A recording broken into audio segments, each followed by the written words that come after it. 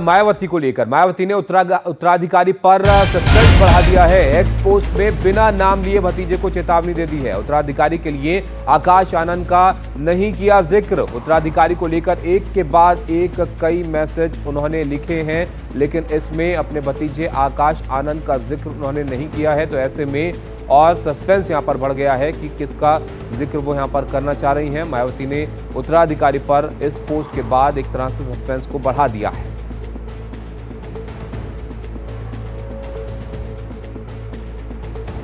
तो अपने भतीजे को बिना नाम लिए उन्होंने एक तरह से चेतावनी यहां पर दे दी है और उत्तराधिकारी के लिए आकाश आनंद का जिक्र उन्होंने इस पोस्ट में नहीं किया है और एक के बाद एक कई मैसेज उनकी तरफ से यहां पर लिखे गए।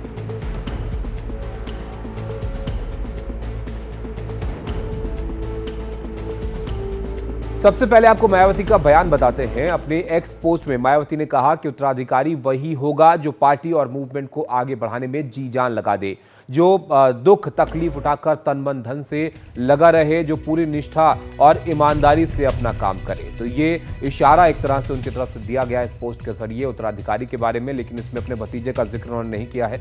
तो ऐसे में कई तरह के सवाल यहाँ पर पैदा हो जाते हैं कि आखिर क्या इशारा वो यहाँ पर करना चाह रही हैं।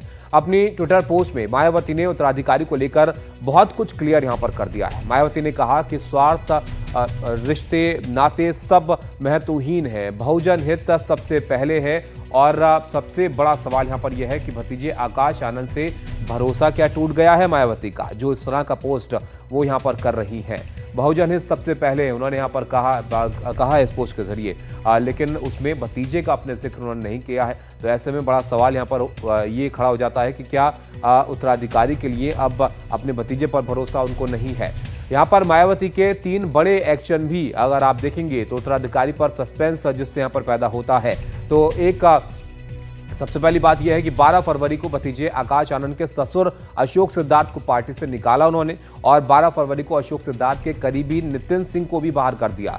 16 फरवरी को पोस्ट में लिखा कि उत्तराधिकारी वही जो पार्टी को जी जान से आगे बढ़ाएगा। तो इसमें इसीलिए इन एक्शंस के बाद इस तरह की पोस्ट जो उन्होंने की है, इससे कयास लगाए जा रहे हैं कि क्या अपने भतीजे से भरोसा उनका उठ गया है। पंकज हमारे साथ हैं। पंकज, इन पोस्ट के जरिए तो लग यही रहा है कि अब भतीजे पर ज्यादा भरोसा उनको नहीं है, लेकिन क्या वहां पर चर्चाएं हैं मायावती के या उनकी पार्टी के उत्तराधिकारी को लेकर? देखिए, पिछले कुछ दिनों में बीएसपी सुप्रीमो मायावती ने जो फैसले किए हैं उससे एक मैसेज देने की उन्होंने कोशिश की है काडर को, और वो ये है कि इस पार्टी में सिर्फ वही है, कोई पैरेलल पावर सेंटर नहीं है। जिस तरीके से एक पैरेलल पावर सेंटर बीएसपी में बन गया था, आकाश आनंद जब से एक्टिव पॉलिटिक्स में आए, उनको पहले नेशनल कोऑर्डिनेटर बनाया गया, फिर उनको राजनीतिक उत्तराधिकारी घोषित किया गया, फिर पिछले लोकसभा चुनाव में उनको राजनीतिक उत्तराधिकारी से हटा भी दिया गया। इस तरह की चीजें आ रही थी मायावती के पास कि कहीं ना कहीं ऐसा संदेश जा रहा है कि मायावती के रहते रहते एक अलग पावर सेंटर बन गया और बीएसपी की कमान अब अशोक सिद्धार्थ और फिर उनके दामाद जो हैं यानी मायावती के भतीजे आकाश आनंद के पास जाने लगी है। आप देख रहे हैं कि बीएसपी की हालत कितनी खराब हो गई। पिछले कुछ चुनाव में देखें तो बीएसपी बहुत कमजोर हो गई है। पार्टी जो अपना उसका यूपी गढ़ है वहां भी बहुत कमजोर हो गई। मायावती ने एक मैसेज देने की कोशिश की है कि पार्टी में सिर्फ वही है, और कांसीराम ने जिस तरीके से उनको उत्तराधिकारी बनाया, कांसीराम जी के पास एक विकल्प था, वो अपने परिवार के किसी सदस्य को राजनीतिक उत्तराधिकारी बना सकती थी, पर उन्होंने मायावती को बनाया। मायावती भी अब यही संदेश देने रही कि आप लोग मेहनत करिए, पार्टी को आगे बढ़ाइए। मेरे लिए रिश्ते नाते कोई मायने नहीं रखता है, बहुजन मूवमेंट पार्टी की भलाई मायने रखता है और उसको वो राजनीतिक उत्तराधिकारी बना सकती है। मुझे याद है आज से करीब 12 साल पहले लखनऊ में एक समारोह में कहा था मायावती ने कि उनका उत्तराधिकारी परिवार का नहीं बल्कि उनकी ही बिरादरी का कोई सामान्य कार्यकर्ता होगा। तो लौटकर पॉलिटिक्स उनकी फिर उसी जगह पर आ गई है। लेकिन पंकज, बहुत संक्षिप्त में ये भी समझा दीजिए, क्योंकि अब ये संकेत जो वो दे रही हैं, पहले तो जिम्मेदारी दे चुकी हैं अपने भतीजे को, तो आखिर ऐसी क्या दुविधाएं हैं जो अब रुख में बदलाव यहां पर मायावती के दिख रहा है? देखिए, पॉलिटिक्स में कहा जाता है ना कि जो बड़े नेता होते हैं उनके बारे में एक कहावत है कि कान के बड़े कच्चे होते हैं। मायावती जी के बारे में देखिए, एक एक करके उनके सारे बड़े नेता किनारे लग गए। उनको इस तरह की चीजें कही जा रही थी कि आकाश आनंद और उनके जो ससुर हैं अशोक सिद्धार्थ तो एक पैरेलल पावर सेंटर बन गया। बीच में आपने देखा ना कि दूसरे भतीजे ईशान की भी एंट्री हुई, मायावती ने अपने बर्थडे पे उनको दिखाया। तो ऐसा लग रहा है कि अपने परिवार पर से उनको भरोसा अब नहीं रहा है।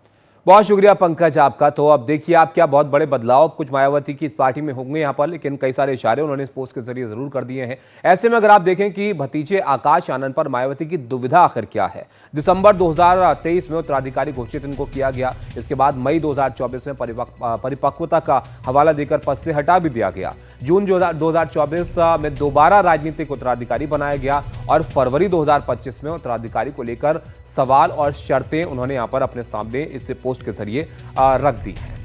तो ये बीएसपी को लेकर बड़ी खबर थी, इस पर नजर हमारी बनी रहेगी।